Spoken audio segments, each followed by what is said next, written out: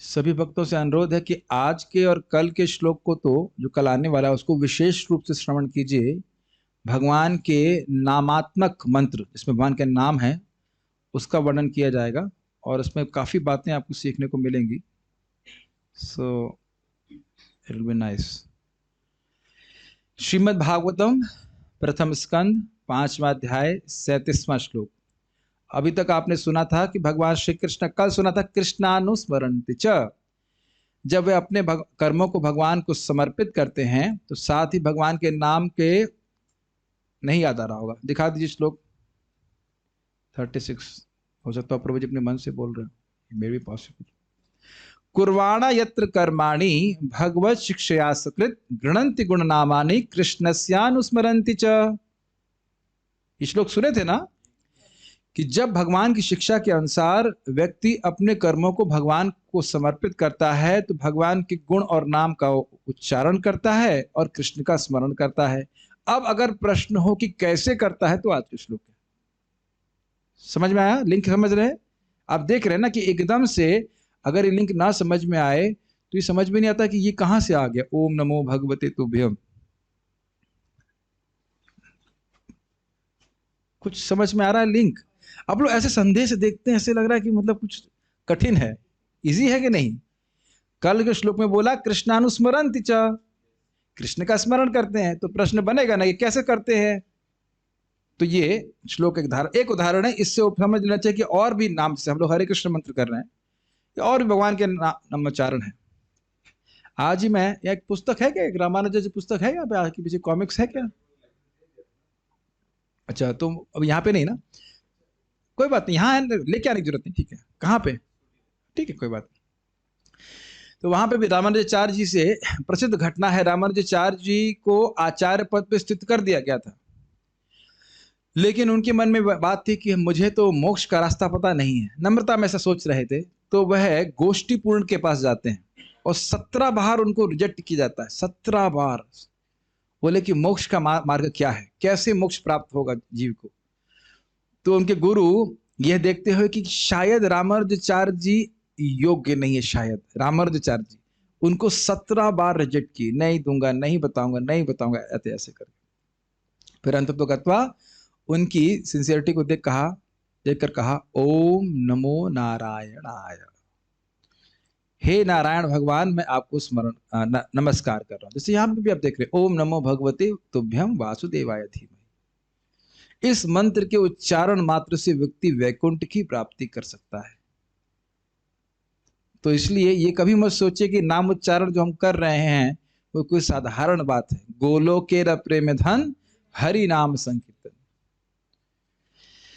तो खैर आज इसी पे विषय पे बात होगी। तो मैं खाली बात कर रहा था, आप जानते हैं। उसके बाद रामानुजाचार्य, और उन्होंने कहा कि रामानुजाचार्य को कि आप इसको और किसी अयोग्य व्यक्ति को ना बताना, नहीं तो आपको नरक जाना पड़ेगा। तो आप जानते हैं कि बाहर जाकर के वो जोर से को बुलाए। आप लोगों को मैं एक विशेष बात बताना चाहता हूं। तो क्या कहते हैं? बोलिए ओम। ऐसा लग रहा है किसी ने खाना नहीं खाया है। बोलो तो जोर से, ओम नमो नारायणाय। ये सब लोग बोल करके आप लोग वैकुंठ जा सकते हैं। तो उसके बाद जब वो लौट के आए तो गुरुजी ने कहा क्या किया तुमने ये सब, तुम नरक जाओगे। तो उसने कहा कि मेरे अकेले नरक जाने से अगर सभी लोग भगवान के धाम जा सके तो क्या दिक्कत है। तो फिर गुरुजी इनको आलिंगन कर लेते हैं, आंखों से मतलब रोने, अश्रु गिरने लगते हैं। कहते हैं अति करुणा, अति करुणा, आपकी अत्यधिक करुणा है, आप मुझसे बहुत अधिक श्रेष्ठ हैं, जीवों पे सहज कृपा है आपके ऊपर। तो आप सोच सकते हो कि ये हरे कृष्ण मंत्र कोई समान बात है, या भगवान के नाम उच्चारण कोई समान बात है, लेकिन समान बात बिल्कुल नहीं। और आगे जाके टीका में, आखिरी श्लोक की टीका में लिखा भी गया कि मान लो व्यासदेव जी का है, मुझे भी वो मंत्र बताइए ना।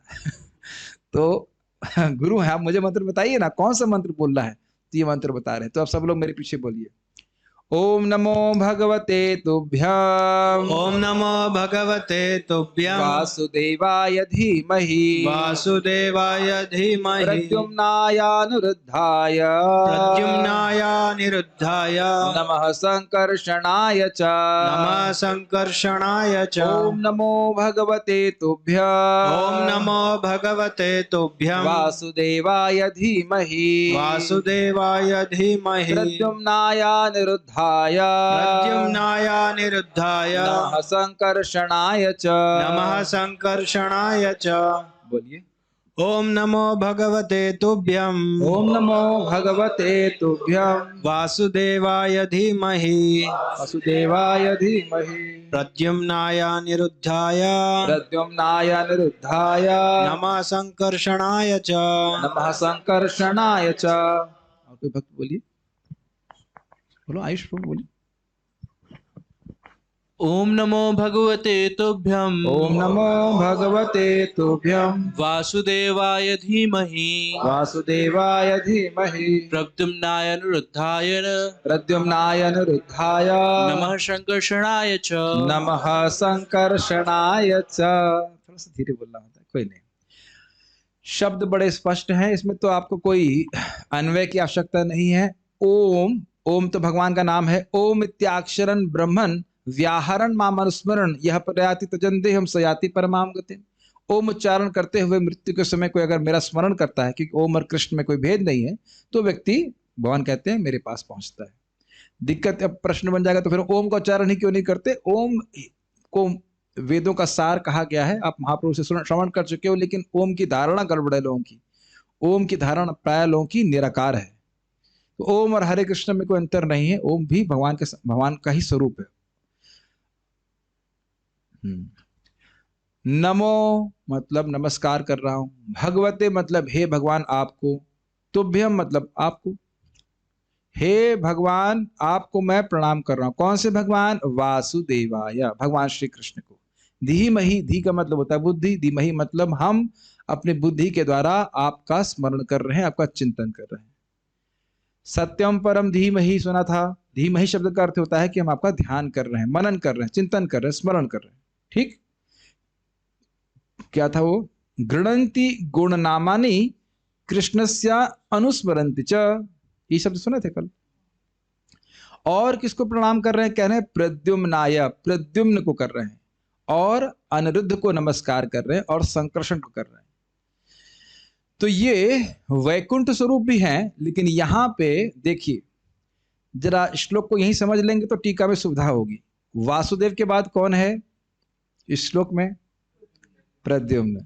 और प्रद्युम्न के बाद कौन है? अनिरुद्ध। तो इसलिए यह है भगवान श्री कृष्ण और उनके बेटे प्रद्युम्न और उनके बेटे प्रद्युम्न के बेटे अनिरुद्ध का वर्णन कर रहा है। चक्रवर्ती पाद इस प्रकार से कहते हैं। और संकर्षण कौन है? बलराम जी। नहीं तो भगवान कृष्ण से पहले बलराम जी, बलराम से संकर्षण, संकर्षण से आगे वासुदेव, प्रद्युम्न, अनिरुद्ध, ये क्रम है। लेकिन क्रम को यहां चेंज कर दिया गया है। कुछ समझ में आ रहा है? कुछ समझ रहे हैं? क्रम चेंज किए हैं, वासुदेव और संकर्षण को एंड में रख रहे हैं। इस कारण से कह रहे हैं चक्रवर्ती पाद की वासुदेव का मतलब क्या? भगवान श्री कृष्ण, वो तो है ही भगवान कृष्ण, उनके बेटे प्रद्युम्न, प्रद्युम्न के बेटे अनिरुद्ध, उनका हम ध्यान कर रहे हैं, ना कि वैकुंठ के भगवान के ध्यान कर रहे हैं। वैसे भाव की बात है, लेकिन यहाँ पे चक्रवर्ती पाद कह रहे हैं कि ये कृष्ण का बात कर रहे हैं। कृष्ण, उनके बेटे प्रद्युम्न, प्रद्युम्न के बेटे अनिरुद्ध, और अनिरुद्ध और उसका संकर्षण मतलब बलराम जी। ये देखिए, मुझे इसलिए प्रसन्नता होती है कि ये वो मृदंग पीछे रख दीजिए, सुभद्रा छुप गई उसके पीछे ऐसे करके दिखाई नहीं पड़ा, ऐसे ऐसे करके दिख रही। कोई बात नहीं, अभी देख, एवरीबॉडी शुड बी विजिबल। तो ये कितनी सुंदर टीका है। इस तरह से इस श्लोक को आप कभी देख सकते थे, और ऐसा नहीं कि मैं देख सकता था, मैं भी नहीं देख सकता था, मैं देखा ना, वाह क्या सुंदर कमेंट्री की गई। कुछ ग्रहण कर पा रहे? समझ में आई बात? क्योंकि इस श्लोक में वासुदेव के तुरंत बाद प्रद्युम्न है, लेकिन तो भगवान कृष्ण से तो सीधे वासुदेव स्वरूप नहीं है, वो तो पहले बलराम जी, बलराम जी से संकर्षण, संकर्षण से आगे वासुदेव प्रद्युम्न इत्यादि होता है। तो इस प्रकार से वो कह रहे हैं। ठीक है, या फिर उसके और भी अर्थ होंगे, उसको हम टीका में देखने वाले हैं। तो पढ़ते हैं। आइए हम सब वासुदेव तथा उनके पूर्ण अंश प्रद्युम्न, अनिरुद्ध तथा संकर्षण सहित उनकी महिमा का कीर्तन करें। सिंपल है, उच्चारण करें। सारार्थ दर्शनी। इससे पहले कि हम आगे जाएं, एक प्रश्न बन जाता है कि नाम उच्चारण करने से भगवान की महिमा गान कैसे हो गया? अब सोचिए, इस जगत में अगर कोई व्यक्ति अपनी प्रेमिका का गुणगान करना चाहता है तो झूठ बोलता है कि तुम तो अप्सरा जैसी सुंदर हो। तो पूछो कि तो अप्सरा देख के आए हो? अप्सरा देख के तो आया नहीं है, लेकिन केवल अप्सरा शब्द कहने से उसकी सुंदरता का वर्णन हो गया कि नहीं, बताइए? वो एक शब्द से महिमा वर्णन हुआ कि नहीं? अब कृष्ण कहने का मतलब है सर्व आकर्षक। तनिक एक शब्द कृष्ण कह देने से ये अर्थ हो गया कि सारे गुण जो किसी को भी आकर्षित करने वाले हैं, बद्ध जीव और नित्य जीव, सबको आकर्षण करने वाले भगवान कृष्ण परब्रह्म वही हैं। कुछ ग्रहण कर रहे हैं तो बार बार हरे कृष्ण हरे कृष्ण, हरे हरे शब्द मतलब भक्त के क्लेश को नाश करने वाली महिमा हुई कि नहीं? समझ रहे हैं इस बात को? अपना सारे अमंगल नाश करके अपना प्रेम देने वाले हरि, तो ये हरे कृष्ण राम परम आनंद देने वाले, तो ये महिमा का गुणगान हो रहा है कि नहीं हो रहा है?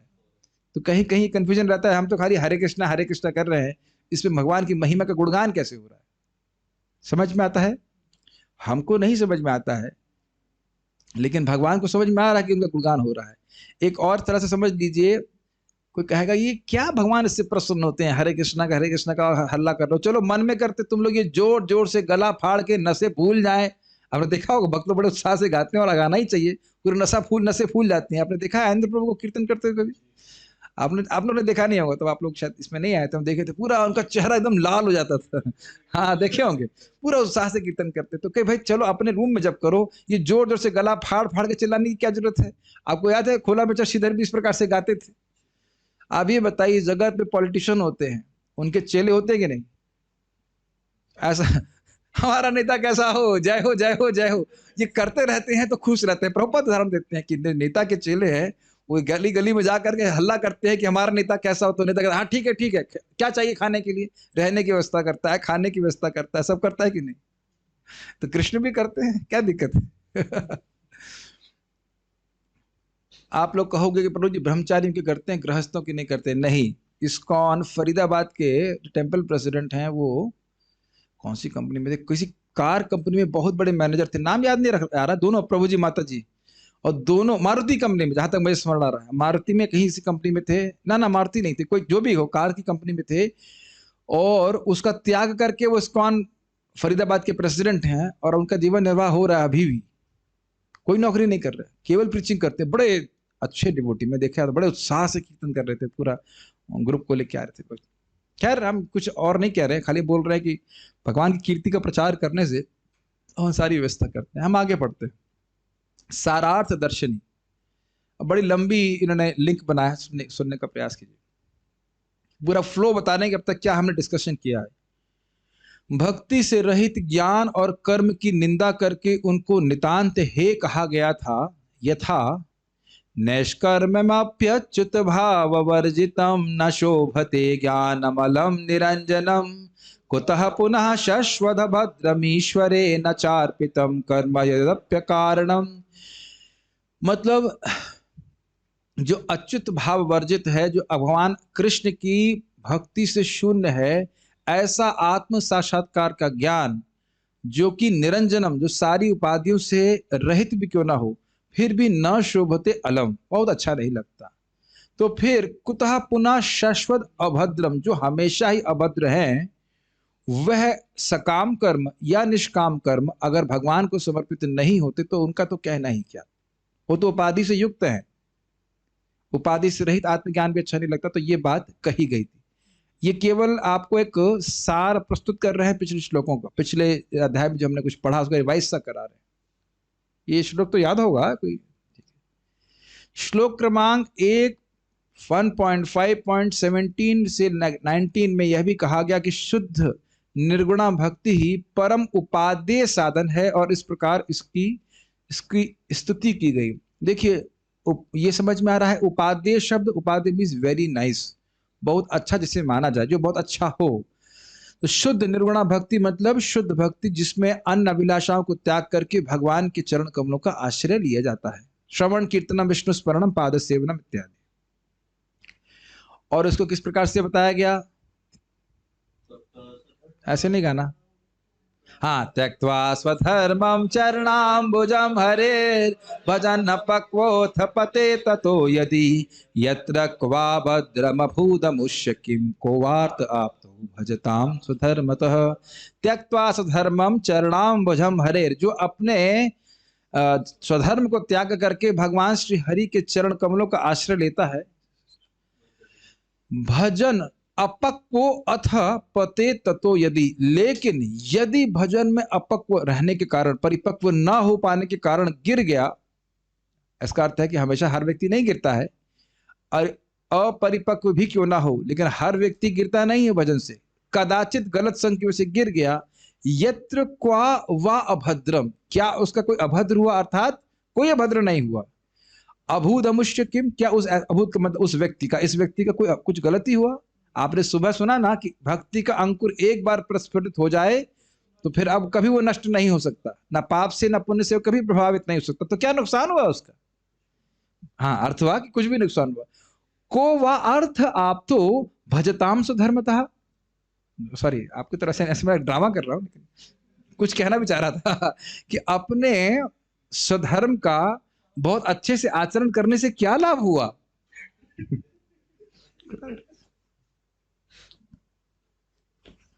कोई लाभ हुआ? कोई लाभ नहीं हुआ। क्यों? क्योंकि स्वधर्म का आचरण करने से भक्ति का संस्कार नहीं आने वाला। भक्ति का संस्कार तो केवल भक्ति से आता। कोई बात नहीं, करिए स्वधर्म का आचरण, कोई दिक्कत नहीं। अरे क्या, कम से कम एक हफ्ते के लिए तो डिले कर दिया उन्होंने स्वधर्म का आचरण। ठीक है। वैसे एक बात तो है, श्रीमद् भागवतम श्रवण करने के बाद मैं नहीं मानता कि कोई व्यक्ति सोचना बंद कर देगा। Definitely he will have a thought, is it not? इतना रिवोल्यूशनरी श्लोक है, पूरे स्वधर्म को ही मतलब किक्ड आउट, सब बाहर कर दिया, क्योंकि भक्ति की महिमा वो समझ रहे हैं। मैं इससे पहले आगे जाओ, एक छोटा सा थॉट आया था। ये बताइए कि अगर इस जगत में किसी से कुछ पाप हो जाता है तो वो पाप है, इसका निर्धारण कौन करता है? हमारा बाप करता है। यस, हमारे कृष्ण, भगवान कृष्ण ने, जो हमारे पिताजी ने शास्त्र दिए उसके अनुसार। वैसे मेरा कहने कुछ और था, हमारे पिताजी निर्धारण नहीं कर सकते कि ये पाप है, ये नहीं पाप है, इसीलिए उनका नाम पापा रखा गया है। जिनको पाप के बारे में कुछ नहीं पता। खैर तो विनोद की बात। आजकल पापा ही लोग प्रवृत्त कराते हैं, पाप में भी प्राय देखा जाता है। अब उसका निदान कैसे होगा ये पापा को पता है, और क्या सामान्य लोगों को पता है? उसका निर्धारण भी शास्त्र कर रहा है। तो शास्त्र का ही आपको आश्रय लेकर के, शास्त्र का ही प्रमाण लेकर देखना पड़ेगा कि ये कार्य इस वस्तु का प्रायश्चित है या नहीं है। ये समझ में आ रहा है? अब क्योंकि कुछ लोगों की मति बहुत जड़ होती है, तो उनके लिए जब तक बहुत हाको डाको नहीं हो, उनको लगेगा ही नहीं कि पाप का प्रायश्चित होगा। देखा ना कि कल एक प्रश्न आया, क्या जाप करने से पाप नष्ट हो जाता है? कोई बात नहीं, वो नए व्यक्ति हैं, लेकिन प्रायः समाज में जब तक कुछ बहुत बड़ा आप यज्ञ ना करें तो कैसे प्रायश्चित होगा? तो मैं खाली ये कहना चाहता हूं कि शास्त्र के आधार पर हमें स्वीकार करना होगा कि अश्रद्धा से भी किया जाए, कैसे भी उच्चारण कर दिया जाए, एक नाम ही सारे पापों को नष्ट करने वाला है। और बार बार जो अन्यत्र जितने भी नाम उच्चारण हो रहे हैं वे व्यक्ति की भक्ति को बढ़ाने वाले हैं, जैसे हमने सुना था इस बात को। तो इस प्रकार के रेवोल्यूशनरी बातों से श्रीमद् भागवतम परिपूर्ण है। ये रेवोल्यूशनरी नहीं लग रहा आपको? सारे धर्म को छोड़ करके व्यक्ति भगवान की शरण जा रहा है, तो क्या नुकसान उसका हुआ? तो ये सब भी हमने इसके द्वारा भक्ति की महिमा समझ रहे हैं बात को। ठीक। और उसके बाद और रेवोल्यूशनरी मेहनत किसके लिए करनी है? अगर कोई व्यक्ति कोविद है तो किसके लिए मेहनत करेगा? जरा देखिए, तस्यैव हेतुः प्रयते तकोविदो न लभ्यते यद भ्रमतामुपर्यथा तल्लभ्यते दुःखवदन्यतः सुखम कालेन सर्वत्र गभीर रहसा। एक बार में तृप्ति नहीं बोली, फिर से गाएंगे। तस्यैव हेतुः प्रयते तकोविदो न लभ्यते यद भ्रमतामुपर्यथा तल्लभ्यते दुःखवदन्यतः सुखम कालेन सर्वत्र गभीर रहसा। ये श्लोक तो बहुत सुंदर है। तस्यैव हेतु प्रयते कोविद, अगर कोई कोविद है, बहुत बुद्धिमान है, तो केवल उसी के लिए प्रयास करता है करेगा। न लभ्यते यद भ्रमदाम उपरहिता, जो उसको ऊपर के लोक से लेके नीचे तक भ्रमण करते हुए प्राप्त नहीं हुई। और क्या है वह? भगवान की भक्ति। बिना प्रयास के भगवान की भक्ति मिलती नहीं है। क्या है वो श्लोक? महाप्रभु का भी श्लोक है, इस पे बोल रहा हूं अभी।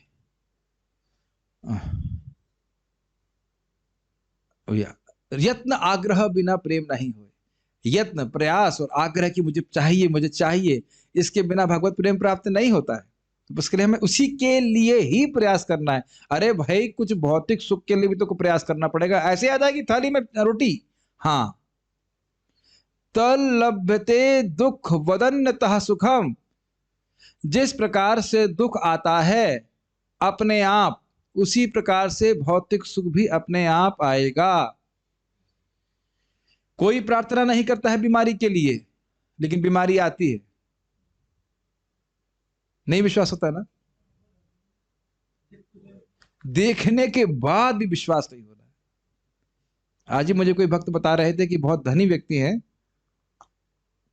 और उनके 40 साल का लड़का और उनकी पत्नी मर गए कोविड से। अभी भी वो कोविड नहीं हुए। इतना कोविड होने के बाद तो कोविड हो जाना चाहिए, बुद्धि आ जानी चाहिए कि हमें किसके लिए प्रयास करना। आंखों के सामने तुम्हारा पैसा कुछ नहीं कर सका।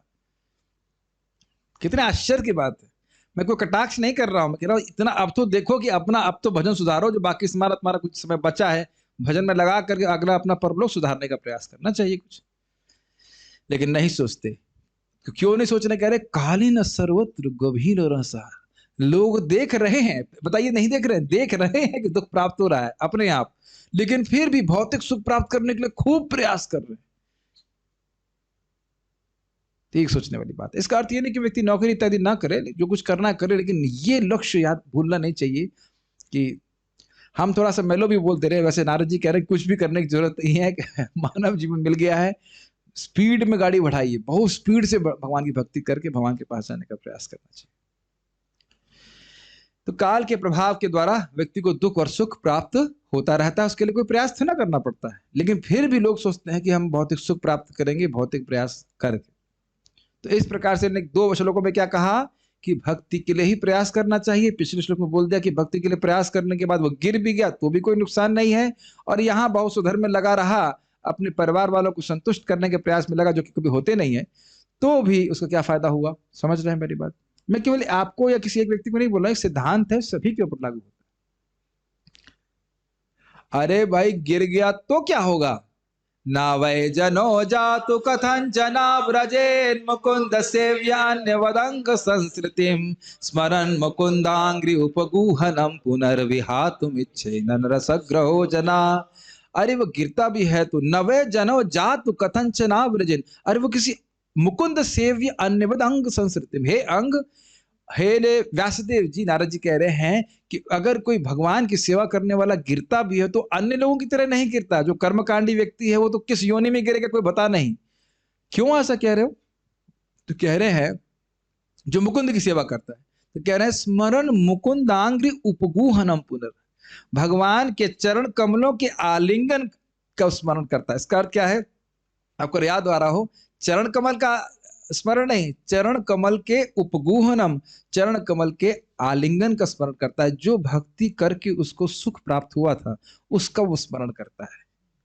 और विहात पुनः पुनः विहातुम इच्छेन ना, अब दोबारा वह उनको त्यागना नहीं चाहता। रसग्रहो जना, क्योंकि वह रस को ग्रहण कर चुका है, भक्ति के सुख का अनुभव कर चुका है। तो मैं कई बार जूम में सुबह भक्तों को बोलता हूं, भाई जब तक शादी नहीं हुई है, जब तक मौसम खराब नहीं हुआ है, तब तक तो अच्छी भक्ति कर लो। उसके बाद तो फिर अब पता नहीं क्या स्थिति होगी, है कि नहीं? क्या कह सकते है ना? इसमें तो कोई गलती नहीं। ये तो हम नहीं कह सकते किसी को कि भाई सबको बोलते शादी मत करो, ये तो संभव नहीं हो सकता। लेकिन जब तक शादी नहीं हो रही है तब तक तो भजन कर लो अच्छे से। प्राय लोग सोचते हैं हम सेटल हो जाएंगे तब भजन करेंगे, तब हम सेटल हो जाते हैं। भजन करना तो बड़ा मुश्किल होता है। ठीक है। शुद्ध भक्ति के प्रादुर्भाव, तो इसे इस प्रकार से शुद्ध भक्ति का गुणगान किया। शुद्ध भक्ति के प्रादुर्भाव और उसके प्रेम स्तर तक वर्धित होने के क्रम को श्लोक क्रमांक 1, 5, 23 से 28 में कहा गया जिसमें नारद जी ने अपने पूर्व जीवन की कथा का वर्णन किया। ये तो आप अभी तक सुनते ही आए हो, कैसे वह श्रद्धा से लेकर के प्रेमावस्था को प्राप्त की। उसके बाद अधिकार भेद के अनुसार श्लोक क्रमांक 1.5.35 में भक्ति मिश्रित ज्ञान को उपादेय कहा गया और श्लोक क्रमांक 1.5.36 में कर्म मिश्रित भक्ति को उससे श्रेष्ठ कहा गया। कुछ ग्रहण कर रहे हैं, भक्ति मिश्रित ज्ञान, ज्ञान अधिक है और भक्ति थोड़ी थोड़ी, तो वह किस लिए कहा गया कि व्यक्ति का अगर शुद्ध भक्ति में रुचि नहीं है तो कम से कम ऐसे भी करे, अच्छा है, ठीक है। और उसके बाद क्या कहा गया कि कर्म मिश्रित भक्ति, भक्ति बहुत अधिक है और कर्म भगवान को समर्पित है, भगवान की इच्छा के अनुसार। जो पहली क्लासेस करते हुए आए उनके लिए समझने में कोई कठिनाई नहीं होगी। तो ये ध्यान देना होगा कि सर्वश्रेष्ठ नहीं है, सर्वश्रेष्ठ क्या है, यही भगवान की भक्ति, डायरेक्ट भक्ति। अब इन दो श्लोकों में अपने गुरुओं के द्वारा प्राप्त व्यक्तिगत मंत्र की शिक्षा देने के लिए श्री नारद जी उन मंत्रों में श्रद्धा उत्पन्न कर रहे हैं। मतलब वो गुरु ने क्या मंत्र दिए थे, श्रवण कीर्तन तो किया ही था, क्या मंत्र उनको प्राप्त हुआ था गुरुओं के द्वारा, वह इसको बोल रहे हैं। कौन बोल रहा है, नारद जी बोल रहे हैं। आज हम श्लोक मंत्र सुनेंगे और कल आप लोग कृपया मत मिस कीजिएगा, कल ये बात वर्णित होगी कि जो व्यक्ति भगवान का नाम जप करता है उसके क्या लाभ प्राप्त होता है, स्वयं नारद जी उसको बताएंगे। प्लीज मैं सभी से अनुरोध करूंगा कि कल की क्लास में जरूर आइएगा, आपको बहुत चमत्कारिक चीजें समझ मालूम चलेगी, चमत्कारिक चीजें। आज तो हम खाली श्लोक को मतलब श्लोक मतलब मंत्र को समझने का प्रयास कर रहे हैं। यह इस वाक्य के अनुसार है कि ब्रूह्यु स्निग्धस्य शिष्यस्य गुरुवो गुह्यम अप्युतः, गुरुओं को अपने प्रेमी शिष्य को गुह्य बातें भी बतानी चाहिए। मतलब आपने देखा ही था ना कि नारद जी बहुत प्रेम से भरे हुए शिष्य थे, आज्ञाकारी थे, अनुवर्ती थे, सब उनके गुणों का वर्णन हुआ था। तो उनके इस शिष्यत्व को देख करके गुह्य मंत्र उन्होंने नारद जी को दिया और वही नारद जी आप वर्णन कर रहे हैं व्यासदेव जी के सामने। इस मंत्र में 33 अक्षर हैं। इस मंत्र के देवता चतुर्व्यूहात्मक भगवान है। चतुर्व्यूह का मतलब होता है वो चार प्रकार के, लीजिए व्यू मतलब चार कोनों में चार लोग खड़े हैं। व्यू का मतलब होता है रच संरचना, व्यूढ़म दुर्योधनस्तदा, अरेंजमेंट। अब समझ में आ रहा है अरेंजमेंट। अब अरेंजमेंट को हिंदी में क्या कहेंगे, व्यूह रचना कहते हैं। व्यूह रचना तो समझते होंगे, यहाँ खड़े हो जाओ तुम वहां खड़े। क्रिकेट में देखा है, क्रिकेट तो देखे होगे, ऐसे मत बोला क्रिकेट नहीं देखा है। तो क्रिकेट में फील्डिंग लगती है ना, कोई इधर खड़ा है, कोई लेफ्ट में खड़ा है, कोई मतलब इनर सर्कल में, कोई आउट सर्कल में, इसे व्यू कहते हैं। अब भी नहीं समझ में आ रहा है, क्रिकेट तो देख लेते कम से कम। हाँ ठीक है, समझ में आ गया। व्यू रचना होती है ना, उसमें फील्डिंग लगा फील्डिंग क्या, फील्डिंग कैसे, तो उसी प्रकार से व्यू के चार स्थान पे चार विष्णु स्वरूप हैं, उनका वर्णन। अब जो मैं आपको समझा रहा था श्लोक में, वो बात यहाँ पे बोल रहे हैं। संकर्षण आदि के क्रम के विपर्य के द्वारा, मतलब पलट दिया गया है, विपर्य के द्वारा यहाँ भगवान श्री कृष्ण के चतुर्व्यूह का बोध होता है, ना कि वैकुंठ के चतुर्व्यूह का, अर्थात कृष्ण बलराम, कृष्ण के पुत्र और पौत्र। वैकुंठ के चतुर्व्यूह कौन से याद आ रहा है, भगवान कृष्ण, गोलोक विहारी कृष्ण। उनसे पहले आए उनके स्वयं रूप, ये स्वयं प्रकाश कहते हैं, स्वयं रूप कृष्ण है, और स्वयं रूप कृष्ण से आए स्वयं प्रकाश बलराम जी, और बलराम जी से आए संकर्षण, प्रद्युम्न, अनिरुद्ध और वासुदेव। इन्हें कहते हैं प्राभव विलास। थोड़ा थोड़ा याद आ रहा है कुछ कुछ। और फिर इन संकर्षण से विस्तारित होते हैं भगवान नारायण वैकुंठ में, और उन भगवान नारायण से फिर चार विस्तारित होते हैं, प्रद्युम्न, अनिरुद्ध, संकर्षण और वासुदेव। और ये क्या है, वैभव विलास, और ये है क्षमा कीजिएगा, वैकुंठ में। और जो प्राभव विलास है वह है द्वारका। तो ये कह रहे हैं यहाँ पे, ये चतुर्व्यूह वैकुंठ का ना होकर के द्वारका का समझ सकते हैं। कृष्ण मतलब वासुदेव हो गए कृष्ण, संकर्षण हो गए बलराम जी, प्रद्युम्न हो गए भगवान कृष्ण के बेटे, और अनिरुद्ध हो गए उनके बेटे, मतलब भगवान कृष्ण के पोते या पौत्र। कुछ समझ रहे हैं? फिर संस्कृत देख लीजिए तो समझ में आ जाएगा। यहाँ क्या लिखा है, वासुदेव, उसके बाद प्रद्युम्न, अनिरुद्ध और संकर्षण। संकर्षण को बाद में रखा जा रहा है, तो यहाँ पे भगवान कृष्ण के बाद वासुदेव जी के बाद प्रद्युम्न और अनिरुद्ध, तो इसलिए उनके बेटे और पोते का वर्णन यहाँ पे हो रहा है। ओके, देख रहे हैं भागवत कितनी अद्भुत है, एक श्लोक की इतनी व्याख्या। श्री भगवान कृष्ण की जय। तो भगवान कृष्ण यहाँ कौन से शब्द से सूचित हो रहे हैं? वासुदेव। Very good. भगवान बलराम यहाँ पे एक मिनट पहले जयकार होना चाहिए। श्री श्री भगवान बलराम जी की जय। तो भगवान बलराम जी किसे सूचित हो रहे हैं? संकृष्ण। ये कौन सी लीला है जानते हैं? यमुना जी को बोला था कि आओ मैं यहाँ रासलीला कर रहा हूँ, इधर लेके आओ। तो यमुना जी कहते हैं अरे बहुत शराब पी हुए हैं, इनका सही नहीं लग रहा है, यहाँ नहीं जाना चाहिए। तो फिर वो यमुना जी को अपने हल से इधर खींच के लाने वाले थे, तो यमुना जाके क्षमा मांगती हैं। ठीक है, लेकिन ध्यान दीजिएगा ये यमुना जी भगवान कृष्ण की पत्नी नहीं है। हाँ, भगवान श्री कृष्ण की पत्नी नहीं है।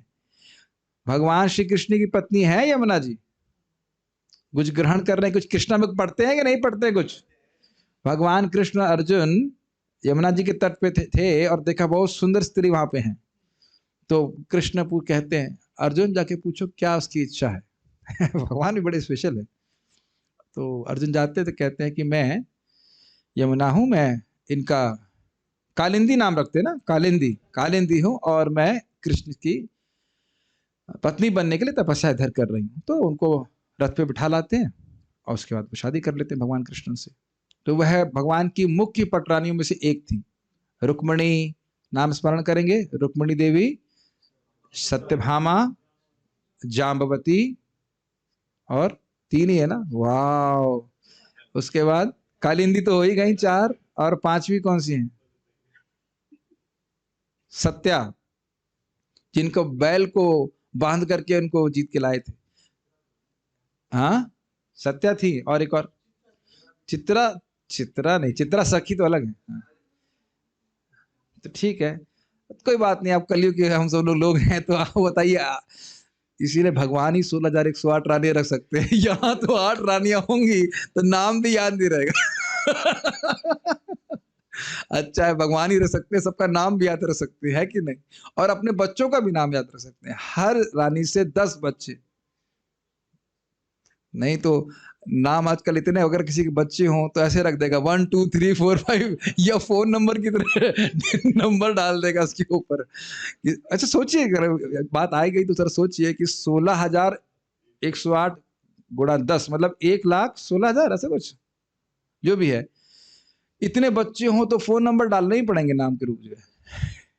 इतने नाम सिलेक्ट करने में दिक्कत होती है। कभी कभी अपने बच्चे का नाम पूछ लेते तो बड़ा सोचना पड़ता है कि ऐसे क्या नाम रखें कृष्ण का। हाँ, खैर भगवान बलराम संकृष्ण रूप के रूप में है। ये प्रद्युम्न कौन है भाई? प्रद्युम्न भगवान कृष्ण के बेटे। छोटा सा शॉर्ट में लीला बताऊंगा, आप लोग जरूर सुनिएगा, बड़ी सुंदर लीला है। प्रद्युम्न रुक्मिणी जी के बेटे हैं, ठीक है, जो पहली पत्नी थी भगवान कृष्ण की। और जैसे ही जन्म हुआ, एक शंबरासुर नाम का व्यक्ति था, वो भगवान कृष्ण के यहाँ पे आकर के इनको चुरा के लेके गया, क्योंकि जानता था कि यही उनका वध करने वाला है। और पानी में फेंक दिया। पानी क्या, सागर में फेंक दिया। और सागर में एक मछली इनको खा गई, और उस मछली को एक मछुआरा पकड़ लिया, तो मोटी मछली है। और शंबरासुर के यहाँ पे माया नाम की, मायावती नाम था उसका, माया नाम की एक स्त्री कार्य करती थी, दासी कार्य करती थी। तो वह है, तो उस जब ये मछुआरा मछली को लेके आया तो उसने मछली को फाड़ा, मतलब जो भी शंबरासुर के खाने के लिए जो भी कह लीजिए, तो देखा अंदर से सुंदर बालक है, तो उस बालक को उसने मायावती को दे दिया। देख रहे हैं कि भगवान जो होना होता है वो होता ही है। और फिर वह बच्चा बड़ा होने लगा और मायावती उनका ध्यान रखने लगी। लेकिन जब वो युवावस्था को प्राप्त हो, बहुत जल्दी युवावस्था को प्राप्त हो गया, तो उनके प्रति उनका दाम्पत्य भाव आने लग गया। तो कह रहे ऐसा कैसे कर रही हैं आप? पहले आप माँ का भाव था, अब आप पत्नी का भाव प्रस्तुत कर रही हैं। तो बताती हैं कि आप पिछले जन्म में क्या थे? कंदर्प थे। ध्यान देना होगा कि प्रद्युम्न जो है विष्णु तत्व है, लेकिन उनके अंदर कंदर्प समा जाते हैं, इसलिए वो ऐसा बोल रही थी। आप पिछले जन्म में कंदर्प थे, शिव जी ने आपको जला दिया, मैं पिछले जन्म से आपकी पत्नी हूं, इसलिए मेरा आपके प्रति दाम्पत्य भाव गलत नहीं है। जैसे यहाँ पे आप देख रहे हैं कि प्रद्युम्न अपनी पत्नी को, मायावती को लेकर के वापस लौट रहे हैं। फिर नारद जी सारा वृत्तांत बताते हैं। तो ये भगवान प्रद्युम्न है, जो कि भगवान कृष्ण के बेटे हैं। उसके बाद प्रद्युम्न के बेटे हुए अनिरुद्ध। ये किसके संग बैठे हैं? अपनी वाइफ के संग बैठे हैं, लेकिन वाइफ का नाम बताइए। डाउट रहता है आपको? उषा। और ये जो बहुत सारे हाथ लेकर के प्रस्तुत हुआ, ये कौन है? बाणासुर कुछ नहीं पढ़ रहा है, कोई कृष्ण लीला प्रजल्प करते रहते हैं लगता है। तो खैर बाणासुर आता है और उसके बाद वो भी कथा बहुत लंबी है, इसमें काफी लंबी कथा है। तो वो अनिरुद्ध जी को पकड़ लेता है, फिर अनिरुद्ध जी को बचाने के लिए इनका सारे यादव आते हैं, कृष्ण आते हैं और कृष्ण फिर बाणासुर से युद्ध करते हैं। तो इन सभी को हम प्रणाम कर रहे हैं। अब आप लोग कहोगे अरे अनिरुद्ध भगवान है और इनको बाणासुर ने बांध दिया, ये कैसे भगवान है? तो चक्रवर्ती पाद कहते हैं लीला के लिए ऐसा कर रहे हैं, नहीं तो बाणासुर के लिए संभव नहीं था कि वरुण पाश से वह अनिरुद्ध जी को बांध सकते थे, संभव नहीं था। अनिरुद्ध जो है वो तो परमात्मा है, ठीक है। यहां प्रद्युम्न जो कृष्ण यानी वासुदेव के पुत्र हैं और अनिरुद्ध जो कृष्ण के, हाँ, और अनिरुद्ध कौमा जो कृष्ण के पुत्र हैं उन्हें कृष्ण के निकट रखा गया। ये कुछ मिस्टेक है ना, कृष्ण के पौत्र हैं होना चाहिए, पुत्र नहीं पौत्र हैं। अनुवाद में थोड़ा सा मिस्टेक हुआ। पौत्र का मतलब होता है पोते, उन्हें कृष्ण के निकट रखा गया। देख लिए ना, वासुदेवाय धीमहि नमो प्रद्युम्नाय अनिरुद्धाय नमः संकर्षण। ठीक। अथवा, अब इसका अथवा मतलब हो गया एक और अर्थ है, प्रद्युम्न अनिरुद्ध और संकर्षण के क्रम को कहने के द्वारा सृष्टि अर्थात प्रद्युम्न, स्थिति अर्थात अनिरुद्ध और संहार अर्थात संकर्षण के कारणों का बोध हो रहा है। मतलब सृष्टि के कारण है प्रद्युम्न, स्थिति मतलब पालन के कारण है अनिरुद्ध और संहार के कारण है संकर्षण। अभी समझा दूंगा कैसे होता है, कोई मुश्किल नहीं है। गर्भोदकशाई विष्णु प्रद्युम्न के अंश है। नहीं समझ में आ रहा है कुछ? हम लोग ने प्रथम स्कंद के 3रे अध्याय में जब हम पढ़ा रहे थे तब आप थे उस टाइम, तो हमने तब इसकी व्याख्या करी थी। तो वही बात अब देखिए फिर से आ रही है। अब देख रहे हैं कि पहले कुछ मेहनत की आपने, अब उसको फलीभूत हो रही है कि हाँ समझ में आ रहा है कि बात क्या कर रहे हैं। ये सबका लिंक है, आर्बिट नहीं बोला जा रहा है। आर्बिट का मतलब होता है आर्बिट्रेरी नहीं बोला जा रहा। आर्बिट शब्द वो पुराने संस्कार है, आईआईटी में ऐसे बोलते थे। आर्बिट मतलब ऐसे आप बिना किसी कुछ प्लानिंग के बोल दे रहे हैं, बड़े व्यवस्था करके बोला जा रहा है। आगे जाकर के आपको बहुत फायदा करेगा तत्व, आप जो सीख लेंगे वो सब बातें आगे आसानी से समझ में आएंगी। तो जो गर्भोदकशाई विष्णु है वो ब्रह्मांड में सृजन करते हैं, ब्रह्मांड के परमात्मा के रूप में है, ये तो जानते हैं। वो प्रद्युम्न के अवतार हैं। क्षीरोदकशाई विष्णु अनिरुद्ध के अवतार हैं जो पालन कर रहे हैं, सृष्टि कर रहे हैं। गर्भोदकशाई विष्णु पालन कर रहे हैं क्षीरोदकशाई विष्णु के रूप में, परमात्मा के रूप में। और भगवान महाविष्णु संकर्षण भगवान के विस्तार है, ये तो आप सब जानते ही हैं, इज इट नॉट? और जब प्रलय होती है तो सारे ब्रह्मांड कहां प्रवेश करते हैं? महाविष्णु में। सुभद्रा दिख रहा है आपको? ये कौन है, पहचानती है इनको आप? इनका नाम है महाविष्णु, ठीक है। इन्हीं के रोमकूपों से सारे ब्रह्मांड प्रकट होते हैं और इन्हीं में सब लय हो जाते। ओके, प्रलय में सारे ब्रह्मांड इनमें ही हो जाते। तो अब समझ में आया, सृष्टि, स्थिति और प्रलय के कारणों का भी बोध इस मंत्र से हो रहा है। नमो धीमहि अर्थात नमस्कार का ध्यान करते हैं, अर्थात मन के द्वारा नमन करते हैं, ये अर्थ है। तो वह स्पष्ट है, मतलब नमस्कार का ध्यान करते हैं कि हम जब मंत्र बोल रहे हैं तो हम उनको प्रणाम कर रहे हैं, ये बात। नमो हो, ओम नमो भगवते वासुदेवाय, हे भगवान आपको प्रणाम कर रहा हूं, प्रणाम कर रहा हूं, आपकी शरण में, ये भाव यहाँ पे, ठीक है। बाल प्रबोधनी, इस प्रकार भगवत अर्पित कर्मों के श्रवणादि भक्ति के हेतुत्व को कहकर अब यह कह रहे हैं कि वे क्या कीर्तन करते हैं और उसका क्या फल है। यदि ये अपेक्षा हो तो अपने द्वारा कहे गए नारद पंचरात्र तंत्र के प्रकार के द्वारा कीर्तन को प्रदर्शित कर रहे हैं और उसके फल तत्व ज्ञान को 2 श्लोकों में कह रहे हैं। वो श्लोक हम आगे चर्चा करने वाले, लिंक बना रहे हैं ये कि आपने सुना कि भाई भगवान को समर्पित कर रहा है व्यक्ति, तो भगवान के नामोच्चारण को भी कर रहा है। जब भगवान को समर्पण ही नहीं करना है तो भगवान का नाम कहां से आएगा?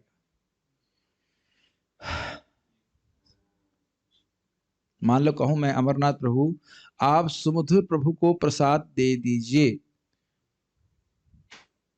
तो आप अगर जाएंगे सुमधुर प्रभु को बुलाएंगे नहीं, सुमधुर प्रभु आइए बैठिए खा ले, सॉरी ऐसा तो नहीं, खा लीजिए बोलेंगे ना, ऐसा हिंदी सीख गए ना इतना। तो आप ये तो नहीं कहेंगे खा लीजिए खा लीजिए खा लीजिए, अरे कौन खा लीजिए बोलेंगे ना, सुमधुर गौरचंद्र प्रभु आप आइए और खा लीजिए। ये तरीका होता है कि नहीं? किसी को समर्पण करने के लिए कुछ नाम उच्चारण करना पड़ता है कि नहीं? कल आप सुने थे ना, कायेन वाचा मनसेन्द्रियर्वा में अंत में क्या आता है, नारायणायेति समर्पयामि। नामोच्चारण हो रहा है कि नहीं? तो कह रहे जब व्यक्ति भगवान को अपने कर्म समर्पित करना सीखता है तो स्वाभाविक रूप से उनका नामोच्चारण भी करेगा। तो क्या नामोच्चारण करेगा वह श्लोक में बता रहे हैं, ठीक है। और उसके उच्चारण का, नामोच्चारण का क्या लाभ होगा वो हम कल सीखने वाले, भगवान ने चाहा तो। और कल मतलब कल वाला श्लोक और उसके बाद वाला श्लोक दोनों, ठीक है। तुभ्यम अर्थात चतुर्मूर्ति भगवान जो निरतिशय ऐश्वर्य आदि संपन्न है। निरतिशय ऐश्वर्य का मतलब होता है, अतिशय मतलब समझते बहुत अधिक, और निरतिशय मतलब बहुत ज्यादा अधिक। मतलब ऐसे मान लीजिए, इस कहना का अर्थ हुआ अत्यधिक असीमित मात्रा में ऐश्वर्य से संपन्न हैं, उनको नमो धीमहि अर्थात मन से नमन कर रहे हैं। अब देखिए वासुदेव और प्रद्युम्न के क्या अर्थ ले रहे हैं, थोड़ा अलग अर्थ ले रहे हैं, बहुत अच्छा अर्थ है। वासुदेव अर्थात चित्त के उपास्य एवं मूलभूत भगवान को नमस्कार कर रहे हैं। ये बहुत सुंदर शब्द व्याख्या की है। क्या अर्थ है इसका? आपने देखा होगा कि कई बार, यार कई बार नहीं, हमेशा भागवत बोलने से पहले क्या बोलते हैं, ओम नमो भगवते वासुदेवाय। हे भगवान जो मेरे चित्त के उपास्य देव हैं, मुझे शुद्ध चित्त प्रदान कीजिए जिससे मैं भागवत श्रवण कर सकूं, भागवत बोल सकूं। समझ रहे हैं? इसलिए ओम नमो भगवते वासुदेवाय मंत्र का उच्चारण हम लोग श्रीमद् भागवतम के उच्चारण से पहले करते हैं। तो वासुदेव का अर्थ समझ में आ रहा है। चित्त के उपास्य मतलब जो चित्त के द्वारा उपासित हैं वो भगवान। वो प्रसन्न होंगे तो हमारा शुद्ध चित्त होगा, जिसके द्वारा हम लोग भगवान का श्रवण कीर्तन कर पाएंगे। प्रद्युम्न अर्थात बुद्धि के उपास्य और सृष्टिकर्ता। इसको भी हमने सुना था, प्रद्युम्न कौन है, गर्भोदकशय विष्णु, ठीक है। और मूलभूत भगवान भी आप जानते हो, भगवान वासुदेव सभी विष्णु स्वरूपों के स्रोत है, भगवान कृष्ण। अनिरुद्धाय अर्थात मन के उपास्य एवं सबके पालक परमात्मा स्वरूप में। और संकर्षणाय अर्थात अहंकार के उपास्य एवं संहार करता। तो ये जितने अलग अलग तत्व हैं उनकी प्रतिष्ठाता देवता है। देवता मतलब देवता नहीं है, उपास्य है, उपास्य देव है, ठीक है। और देखिए कह रहे हैं नमः संकर्षणाय च। श्लोक देखे थे आप? तो कह रहे हैं च शब्द अन्य सभी भगवत मूर्तियों को के द्वारा अन्य सभी भगवत मूर्तियों को ग्रहण करना होगा। एक एक शब्द पे कितने व्याख्या कर रहे हैं, कुछ समझ में आया? मैं भगवान वासुदेव को प्रणाम कर रहा हूं, प्रद्युम्न को प्रणाम कर रहा हूं, अनिरुद्ध को प्रणाम कर रहा हूं, संकर्षण भगवान को प्रणाम कर रहा हूं, और चा से सभी विष्णु स्वरूपों को प्रणाम कर रहा हूं। अगर कुछ कुछ याद हो तो प्रथम स्कंद के 3रे अध्याय में भी ऐसे कहा गया था कि जितने भी अवतार है, एता चा अंश। एता मतलब जो कहे गए उक्त, और चा मतलब अनुक्त, जिनको नहीं कहा गया, वो सारे अवतार भगवान गर्भोदकशय विष्णु के अवतार हैं, या क्षीरोदकशय जैसे भी कह लीजिए। तो चा का उपयोग इससे पहले भी आप देख चुके हैं, सभी को समावेश करने के लिए चा कहा गया था, ठीक है। ये चा शब्द होता बहुत छोटा है, लेकिन इसके अर्थ बड़े गंभीर हो सकते हैं। केवल और ही नहीं होता है, जैसे हम लोग कहते हैं कि जय श्री कृष्ण चैतन्य प्रभु नित्यानंद श्री अद्वैत गदाधर शिवा सती गौर भक्त वृंद। तो गौर भक्त वृंद में तो सारे भक्त वृंद आ गए ना, सब भक्त लोग आ गए। तो उसी तरह चा से सारे भगवत स्वरूपों को ग्रहण करना होगा। तात्पर्य पंचरात्र के अनुसार, हाँ ये पंचरात्र क्या है ये समझना चाहिए। नारद जी ने 5 रात्रियों में वैष्णव स्मृति ग्रंथ लिखा था, तो उसको पंचरात्र कहते हैं। इसके पहले भी मैंने कुछ कुछ व्याख्या करी थी। पंचरात्र के अनुसार नारायण ईश्वर के समस्त विस्तारों के आदि कारण है। ये विस्तार हैं वासुदेव, संकर्षण, प्रद्युम्न तथा अनिरुद्ध। वासुदेव तथा संकर्षण बाएं दाएं आसीन हैं, प्रद्युम्न संकर्षण के दाएं हैं। बाएं वासुदेव, संकर्षण बाएं और दाएं, इधर और इधर, ठीक है, बाएं और दाएं। प्रद्युम्न संकर्षण के दाएं हैं और अनिरुद्ध वासुदेव की बाईं ओर आसीन है। इस प्रकार ये चारों विग्रह आसीन रहते हैं। ये चारों भगवान श्री कृष्ण के चतुर्व्यूह के रूप में जाने जाते हैं।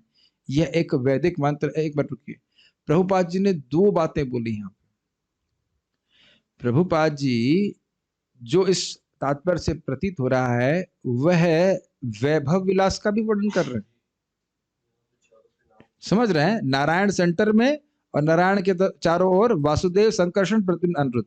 तो एक प्रभुपाद ने वो पॉइंट भी ले लिया कि ये वैकुंठ के विष्णु स्वरूपों का भी वर्णन हो रहा है। तो आप जान रहे हैं कि भागवत के बहुत सारे अर्थ होते हैं। तो ये देखिए आप, मैं समझता हूं सबको फोटो याद होगी, मुझे दिखाने की जरूरत नहीं है। वैकुंठ में भी चतुर्व्यूह हैं 4 दिशा में। ओके, अब मेरे सामने कठिनाई क्या है कि अगर कोई आज एकदम से आया है तो उसके लिए थोड़ी कठिनाई होगी, कहाँ वैकुंठ में पहुंच गए, कहाँ द्वारका में पहुंच गए। तो उनसे निवेदन है कि 1.3.28 में जो हमने अवतार डिस्कशन किया है अलग से, उसको आप श्रवण कर सकते हैं। उसमें फोटो वोटो भी दिखाई गई है, तो उसके द्वारा आप समझ पाओगे मैं कहाँ की बात कर रहा हूं। इस प्रकार ये चारों विग्रह हैं। अच्छा, ये चारों भगवान श्री कृष्ण के चतुर्व्यूह के रूप में जाने जाते हैं। तो ये अब वो पॉइंट हो गया जो हम चर्चा कर रहे थे।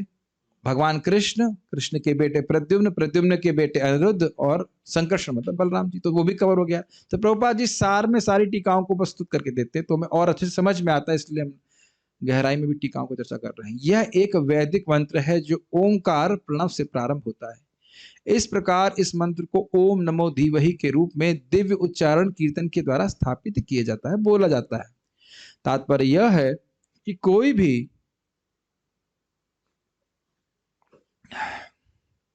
आदान प्रदान, चाहे वह सकाम कर्म के क्षेत्र में हो या ज्ञान के क्षेत्र में हो, जिसका परम लक्ष्य परमेश्वर की दिव्य अनुभूति नहीं होता, व्यर्थ माना जाता है। अब आप ये बताइए कि प्रभुपाद जी चक्रवर्ती पाद की टीका से रख रहे हैं कि नहीं रख रहे हैं? आप देख रहे हैं, समराइज कर रहे हैं। क्यों कर रहे हैं? समझ में आ रहा है कि अब तक इस अध्याय में क्या वर्णन किया गया। कोई निष्काम कर्म है, सकाम कर्म है, या आध्यात्मिक ज्ञान की अनुभूति और भगवान की भक्ति से रहित है तो व्यर्थ है, उसकी चर्चा हमने टीका में कर ली। तो इस तरह इसकी व्याख्या नहीं कर रहे। इसलिए नारद ने अपने अनुभव के आधार पर अनन्य भक्ति में शिवा की प्रकृति की व्याख्या की है। देखिए, ये पॉइंट डिस्कस किया था अभी हमने, शुद्ध भक्ति की महिमा का वर्णन किया। उसके बाद जिसमें प्रगतिशील भक्ति कार्यों की क्रमिक विधि से भगवान तथा जीव के मध्य अंतरंग संबंध विकसित किया जाता है। यह भी आपने टीका में पढ़ा था कि नारद जी के जीवन के द्वारा बताया गया। ठीक, भगवान के लिए दिव्य भक्ति की ऐसी प्रगति का अंत भगवान की प्रेममय सेवा में होता है, जिसे प्रेम कहते हैं, और जो अपनी दिव्य विविधताओं में रस कहलाती। इसको थोड़ा समझने का प्रयास कीजिए। जब व्यक्ति भगवान का प्रेम जागृत करता है तो उसका एक विशेष संबंध में भगवान से, एक विशेष रस में भगवान से संबंध होता है। जैसे इस जगत में भी हम अलग अलग लोगों से अलग अलग संबंध के अनुसार अलग अलग रस का अनुभव करते हैं।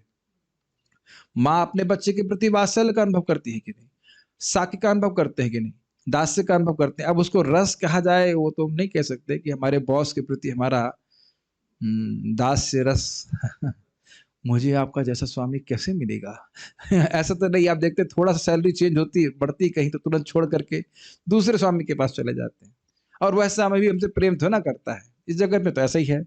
लेकिन हम खाली आपको बोल रहे हैं कि अलग अलग संबंध के अनुसार व्यक्ति अलग अलग रस का अनुभव करता है। वो प्राकृत रस है इस जगत में। लेकिन जब भगवान से संबंध जागृत हो जाता है तो एक जीव का एक विशेष संबंध होता है, आप जानते हो। और जब वह संबंध जागृत हो जाता है तो उसके अनुसार उसको सेवा में, वो भगवान जब कृष्ण की सेवा करता है तो एक विशेष प्रकार का टेस्ट, एक स्वाद का अनुभव होता है। इसे रस कहते हैं। प्रभुपाद जी इस बात को बोलते हैं भक्ति रसामृत सिंधु में कि इस जगत में व्यक्ति इतनी मेहनत क्यों करता है? क्योंकि उसे पत्नी, बच्चे इत्यादि की सेवा करने में कुछ अच्छा लगता है। क्यों? गलत तो बोल रहा हूं या ऐसे ही? एक आध दो लोग तो दिख रहे हैं, पता नहीं, कोई एक मिनट में जरा पोल लेता हूँ। गलत तो नहीं बोल रहे हैं? सब लोग कोई हंस रहे हैं, लोग बोल नहीं रहे हैं। अच्छा, मतलब मिलता है, रस मिलता है। ठीक, रस मिलता है, मान लिया जाता है कि रस मिल जाता है। लेकिन प्रभुपाद जी इसको बोलते हैं कि रस कैसा होता है, कुछ समय के बाद वो रस तिक्त हो जाता है या रस लुप्त हो जाता है, क्षणिक रहता है।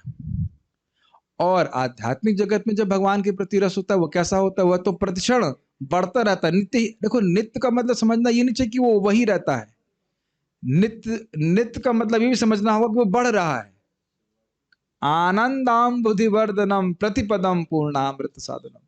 नित्य मत समझिएगा कि भाई जितना रस मिल रहा है बस उतना ही, उससे अधिक नहीं मिलेगा, टैप बंद कर दिया भाई रस कम हो गया, ऐसा नहीं है। नित्य कृष्ण और सुंदर लगते जा रहे हैं और सुंदर लगते जा रहे हैं। कभी तो रुकेंगे नहीं, कभी नहीं रुकने वाले। कह रहे हैं वीडियो स्टक।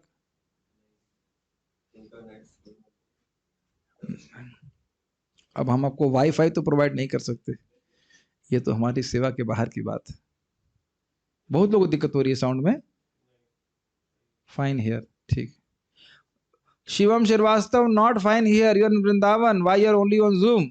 एनीहाउ, बाद में डांटता हूं क्लास के, ठीक है। ऐसी भक्ति मिश्रित रूपों में भी संपन्न होती है, जैसे कि सकाम कर्म या तर्क वितर्क के साथ मिश्रित होकर। अब बताइए प्रभुपाद जी लिखे कि नहीं?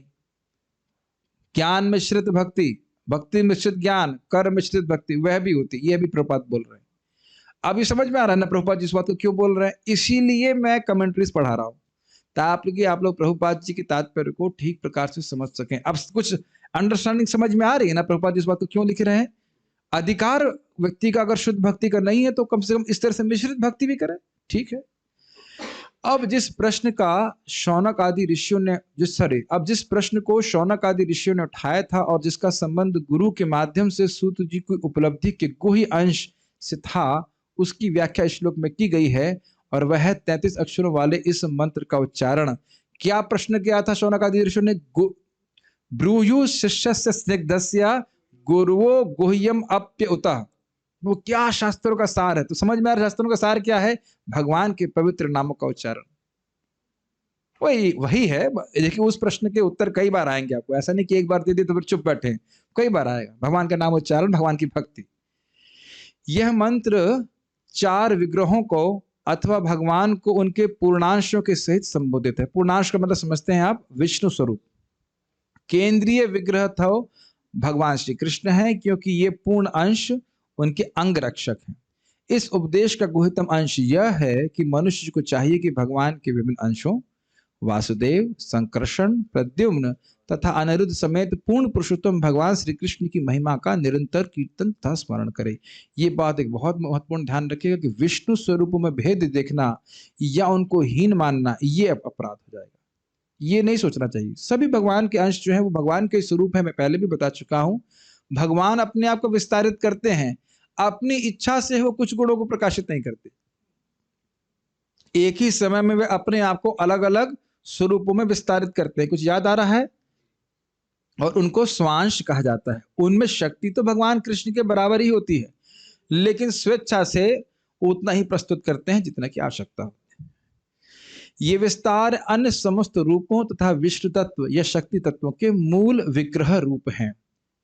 ये थोड़ा समझ लेना चाहिए। भगवान कृष्ण से बलराम जी, बलराम जी से चतुर्व्यूह, तो वो जो चतुर्व्यूह मूल है वो अन्य फिर उसमें से नारायण, नारायण से अगर और चतुर्व्यूह और अन्य विष्णु स्वरूपों का विस्तार होता है। ये प्रभुपाद यहाँ पे कह रहे हैं।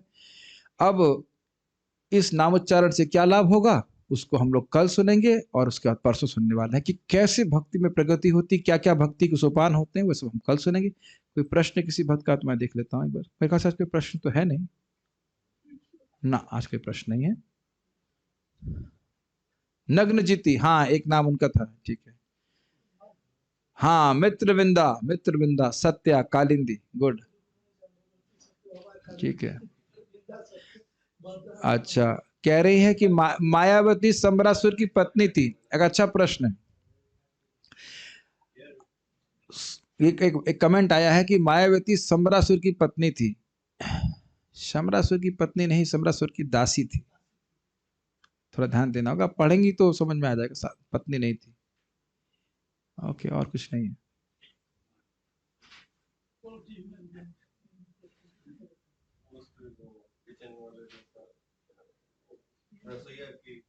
कह रहे हैं कि बहुत व्यस्त हैं, इसका मतलब काम करते हुए कथा सुन रहे हैं। शिवम श्रीवास्तव प्रभु कह रहे हैं अरे इतना व्यस्त मत रहिए कथा के लिए। चलो एक व्यक्ति को याद हो गया, लग रहा ढूंढ क्या किताब से। रुक्मणी, जाम्बवती, सत्यभामा, गिन लीजिए 1 2 3 4 5 6 7 8। रुक्मणी, जाम्बवती, सत्यभामा, कालिंदी, मित्रविंदा, नग्नजिति, भद्र, भद्र और लक्षणा तो नहीं था, लक्ष्मणा ऐसे कुछ था।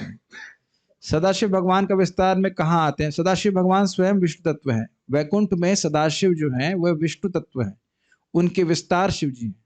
ठीक है, ओके। सो यहाँ रुकेंगे हम लोग, पारायण करेंगे एंड देन स्टॉप।